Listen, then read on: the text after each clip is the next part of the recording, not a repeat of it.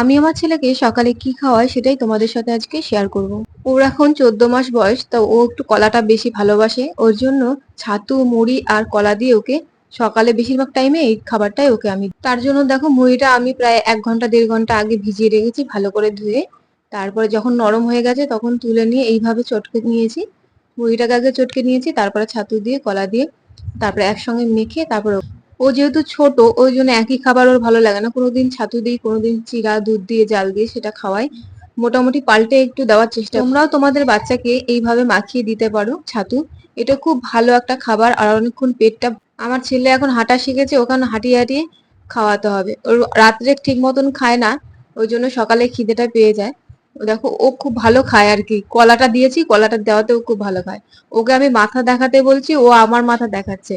আর ও শুধু বদমাইশি, কত রকমের যে বদমাইশি শিখেছি দেখো তোমরা। এই রকম করে সারাদিন আমাকে যে কি জ্বালাতন, কিভাবে যে সকাল থেকে রাত হয়ে যায় বুঝতেই পারি।